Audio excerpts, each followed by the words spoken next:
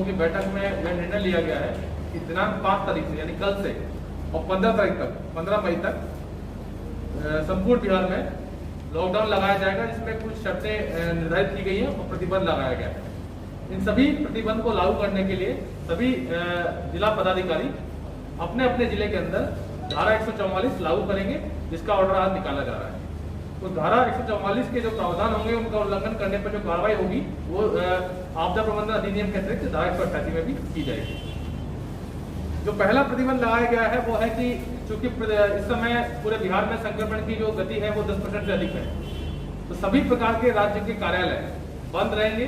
केवल आवश्यक कार्य संबंधित जो कार्यालय हैं जैसे पुलिस, जिला प्रशासन, सिविल डिफेंस, विद्युत, जल, फायर ब्रिगेड, नगर परिषद, ये बस खुले रहेंगे। और इसके अलावा दूरसंचार, डाक विभाग जो आवश्यक सेवाएं मानी जाती हैं वो खुली रहेंगी। अदरवाइज जितने भी कार्यालय हमारे हैं वो सभी इस समय पे बंद रहेंगे। पूर्व में 25% के साथ अनुमति दी गई थी, उस अनुमति को समाप्त किया था, अब वह अनुमति नहीं दी जाएगी। दुकानें और वाणिज्यिक और अन्य निजी प्रतिष्ठान इससे पूर्व में दिन के रोस्टर के अनुसार लागू किए गए थे, उसके साथ चल रहे थे, अभी वो पूर्णतः बंद रखी जाएंगी।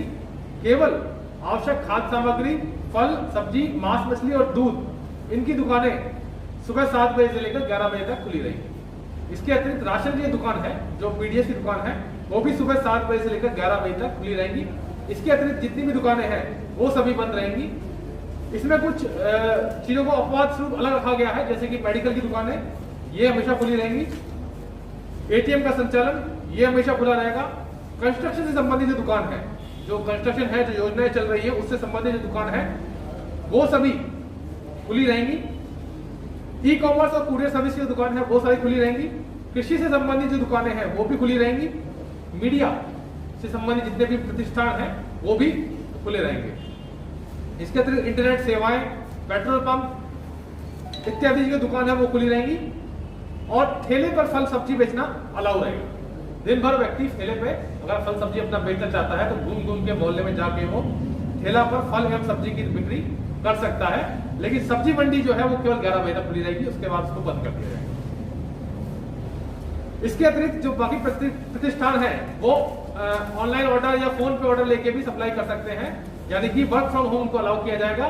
जैसे कोई सामग्री अगर आपको चाहिए और आदमी चाहता है कि मैं अपने प्रतिष्ठान को बंद रखूंगा लेकिन घर जाके सप्लाई करना चाहता हूं, तो उसको हम लोग अनुमति देंगे। इसके अतिरिक्त जितने भी स्वास्थ्य से संबंधित है, जिसके अंदर पशु का भी स्वास्थ्य आता है, उनके संबंधित सभी प्रतिष्ठान खुले रहेंगे। अब आते हैं आवागमन पे। आवागमन पूरी तरह से प्रतिबंधित रहेगा, जिसमें पैदल आवागमन है उसको भी बंद रखा जाएगा। इसमें एक बात इंपॉर्टेंट है कि अनावश्यक आवागमन को बंद किया गया है। जो आवश्यक आवागमन है, जैसे कि मैंने बोला कि जो दुकानें खोलने की अनुमति दी गई है उनसे संबंधित कोई व्यक्ति अगर ट्रांसपोर्ट कर रहा है तो उसको अनुमति दी जाएगी। अगर कोई व्यक्ति स्वास्थ्य कारणों से या किसी के इलाज कराने के लिए जा रहा है तो उसको अनुमति दी जाएगी। पब्लिक ट्रांसपोर्ट जो है, जिसके अंदर जो दूर जगह यात्रा करने के लिए की जा रही है उसकी अनुमति दी जाएगी 50% के साथ में। उसमें कोई व्यक्ति जा रहा है तो उसके मतलब वैलिड टिकट है तो उसको अनुमति दी जाएगी। सरकारी वाहनों को अनुमति दी जाएगी। और वैसे वाहन, ये इंपॉर्टेंट है, जो वैसे निजी वाहन जिनको भी विशेष कार्यों के लिए जो ऊपर बताए गए थे उनके लिए जिन्होंने पास लिया हुआ है, जिन्होंने ई पास लिया हुआ है, जैसा पिछली बार दिया जाता था, सिमिलर पास इस बार में निर्गत किया जाएगा, वो ऑनलाइन अप्लाई करेंगे। और वो जो ई पास लिया हुआ है उनके वाहनों को अनुमति दी जाएगी। सभी प्रकार के माल वाहन है जो कि चूंकि दुकानें 11 बजे तक तो सब्जी की खुली रहेंगी और बाकी दुकानें भी अपना काम कर सकती हैं, मेडिकल दुकान खुल सकती हैं, तो माल वाहनों को अनुमति दी जाएगी। मिनी ट्रक वगैरह आता है, इनको हम लोग अनुमति देंगे। इसके अतिरिक्त कोई व्यक्ति निजी वाहन से यात्रा करता है, उसे रेलवे स्टेशन जाना है हमारे यहाँ पे, तो उसको भी अनुमति दी जाएगी। या गया वाला एयरपोर्ट या पटना एयरपोर्ट जाना है तो उसको भी अनुमति दी जाएगी। उसके बाद वैलिड टिकट होना चाहिए। जो हमारे कर्मी अभी सरकारी कार्यों में लगे हुए हैं उनके लिए उनका आईडी कार्ड उनके पास में होगा, हम लोग निर्गत भी करेंगे, उनको अनुमति दी जाएगी, वो अपने निजी वाहन का भी प्रयोग कर सकते हैं। इसके अतिरिक्त यह लॉकडाउन चूंकि बिहार में हम लोग लागू कर रहे हैं, अगर दूसरे राज्यों में जाने का किसी को वाहन चाहिए, यानी किसी को अगर झारखंड में शादी में जाना है, अपना कोई काम करने जाना है, तो उसको हम लोग अनुमति प्रदान करेंगे। सभी शैक्षणिक संस्थान बंद रहेंगे, रेस्टोरेंट बंद रहेंगे, केवल होम डिलीवरी चालू रहेगी। धार्मिक स्थल पूर्व की तरह इस बार भी बंद रहेंगे। केवल जो आयोजन है उसमें विवाह के लिए अनुमति दी गई है, जो कि 50 व्यक्तियों के साथ हम अनुमति देंगे, जिसमें डीजे और बारात का जुलूस अलाउ नहीं रहेगा। और विवाह की पूर्व सूचना 3 दिन पहले अपने निकटवर्ती थाना को देनी पड़ेगी। और श्राद्ध के कार्यक्रम में भी 20 दिन की सीमा तय की गई है, जिसकी जानकारी भी वो निकटवर्ती थाना में दे देंगे। इसके अलावा चूंकि इससे पिछली बार जो समस्या आई थी वो इस बार भी आ सकती है, तो उसके लिए हम लोग सामुदायिक किचन कुछ जगह पे चलाएंगे, ताकि जो व्यक्ति हैं जो जैसे गरीब व्यक्ति उनके लिए हम लोग व्यवस्था करेंगे, वो हम लोग आगे प्लान करके बताएंगे। तो ये लॉकडाउन की सारी शर्तें हैं जो कि इस बार लागू की जाएगी। मुख्यतः इसमें जो क्लैरिटी चाहिए वो आवागमन को लेकर है। इसके लिए सबसे सिंपल तरीका है कि जो ई पास की व्यवस्था पूर्व में थी, आप ई पास के लिए अप्लाई करिए। अगर आपको निजी शहर के अंदर कुछ काम करना है तो वो हम लोग आपका कारण देखेंगे, उसके बाद हम लोग पास निकल कर लेंगे। सर गांव-गांव तक संक्रमण रोकने के लिए क्या व्यवस्था की जा रही है? ये सब पूरे बिहार में लागू है, तो संक्रमण रोकने के लिए लॉकडाउन लगाया गया है। तो आप संक्रमण की केवल बात कर रहे हैं, तो संक्रमण को रोकने के लिए लॉकडाउन लगाया गया है। अगर आप जानना चाहते हैं कि जो सैनिटाइजेशन है उसके बारे में बात करना चाहते हैं, तो ये काफी हद तक चीजें पता चली है कि सैनिटाइजर का जो उतना उपयोग नहीं है जितना कि लॉकडाउन का असर पड़ेगा। सर अंतर जिला विवाह की अगर समस्या है, वो अंतर जिला जाना चाहता है तो उसकी अनुमति अपने जिला से मिलेगा या अलग जिला से? जैसे हमारे जिले का व्यक्ति है और हमारे जिले से कहीं और जाना चाहता है तो उसको हम लोग पास निर्गत करेंगे, ऑनलाइन पास अप्लाई करेंगे हम लोग। ई पास की क्या प्रक्रिया होगी? इसके लिए ऑनलाइन लिंक है जो आपके भी ग्रुप पे भी डाल दिया जाएगा और वो बाकी लोगों से भी शेयर होगा।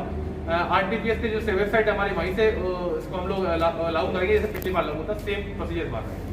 और जो मान लीजिए एसेंशियल सर्विसेज हैं, जैसे मान लीजिए रेस्टोरेंट वाला हुआ, ये सब हुआ, उसकी जो मान लीजिए हॉकर्स होंगे, उनके लिए पूर्व अनुमति की आवश्यकता होगी या केवल काम से पता चल जाएगा? नहीं, स्टूडेंट्स स्टूडेंट किस चीज के लिए? जैसे आपने कहा टेक होम राशन पहुंचा सकते हैं या कुछ सामान आवश्यक सेवाएं रेस्टोरेंट खोले गए। जैसे आप बोल रहे हो डोर टू डोर डिलीवरी अगर करनी है तो उसके लिए वो जो प्रतिष्ठान है अपना पास दे देगा, SDO के लेवल से वो पास लेकर हो जाएगा। SDO का आवेदन देंगे? नहीं, ऑनलाइन आवेदन, सारे पास के लिए आवेदन केवल ऑनलाइन दिया जाएगा, पास भी उसको ऑनलाइन मिल जाएगा। सर लॉकडाउन सफल बनाने के लिए ये पूर्णतः लॉकडाउन बैरिकेड जिले में कितने लगाए गए? हम लोगों ने पहले भी इसके लिए कई जगह पे ड्रॉप गेट लगाए थे, इस बार भी लगाएंगे। जो पूर्व पिछली बार की जो व्यवस्था थी, पिछले साल जो व्यवस्था थी, सभी के लिए ऑर्डर निकल रहा है और सेम व्यवस्था इस बार लगाएंगे। अभी हमारे 4 बजे चीफ सेक्रेटरी साहब के साथ VC है, उसके बाद 6:30 बजे हम लोग सभी थाना प्रभारी, सभी BDO, CO, SHO और EO के साथ VC है, सभी को हम इसमें क्लियर डायरेक्शन दे देंगे। नहीं, वैक्सीनेशन स्वास्थ्य संबंधी जितनी भी गतिविधियां हैं जो पूर्व में चल रही है वो चलेगी। केवल दुकानों का समय जो कर्फ्यू का टाइम 6 बजे था, उसको समझ लीजिए उसको 11 बजे कर दिया। ICU यहाँ पर चालू बताया जा रहा है, विदाउट मूर्छक है चल रहा है। विदाउट मूर्छक इनके पास मूर्छक है, ऐसी बात नहीं है। सारी टीम उन्होंने डेप्यूट कर दी है, स्वास्थ्य विभाग के स्तर से वो टीम डेप्यूट हुई है, लोकल डॉक्टर है उनकी जो टीम डेप्यूट कर दी है, उनको लोगों ने ट्रेनिंग भी दिला दी है, सारे उपकरण भी ठीक करा दिए है। और अभी वो जैसे मैंने पता किया था, DD साहब जाके आए थे तो बोल रहे थे कि हम लोग अब स्थिति में है कि हम लोग मरीज को ले सकते हैं, क्योंकि पूर्णतः intensive care unit ICU full form होता है, पूर्णतः सर्जरी की तरह काम करता है, तो डॉक्टर ही इसमें डिसीजन लेगा, हम लोग उसमें टेक्निकल डिसीजन नहीं लेते। सर एक परेशानी है, पिछले बार में तो थी, जो अखबार सुबह हम लोग का 2 से 2:30 बजे करीब रमेश चौक पर गिरता है अखबार, तो वो हॉकर वाले जो है वो 2 से 3 बजने से शुरू हो जाते हैं, 7 बजे तक 8 बजे तक बेचते हैं। पिछले बार उन्हें मना किया गया था, परेशानी हुई थी, इस बार भी उस तरह ना हो। नहीं, इसको मना नहीं करेंगे हम लोग, ये डायरेक्शन हम लोग दे देंगे, क्योंकि मीडिया के प्रतिष्ठानों का अलाउ किया गया है, तो अखबार वाला जो वितरण करता है आपका वो भी इसी के अंदर आएगा, हम लोग उसको अलाउ करेंगे। लेकिन एक ही चीज में अलाउ रहेगा, वो मास्क पहनना। तो उसको आप बजाय रूल बुक के आप उसको इस तरह से समझिए कि इसका क्या होना चाहिए, आप खुद को समझ में आ जाएगा क्या होना चाहिए क्या नहीं होना चाहिए। अगर व्यक्ति मास्क देकर अखबार बांट रहा है और मीडिया प्रतिष्ठान को अलाउ किया गया तो कोई दिक्कत अलग से उसको पास की आवश्यकता नहीं। छोड़ अननेसेसरी लोड नहीं बढ़ाना है, लेकिन आपको पता है कि अलाउ की गई तो अलाउ की गई, हॉस्पिटल वाला थोड़ी पास देगा, मीडिया वाला पास देगा। सर का बिना घंटा कराया वो हम लोग डायरेक्शन दे देंगे कि जो है उसका जो कारण है उसको समझे, उसका इंटेंशन उसको समझे, ना कि एकदम बिल्कुल कर्फ्यू की तरह इसको ट्रीट करना है, वो हम डायरेक्शन देते हैं।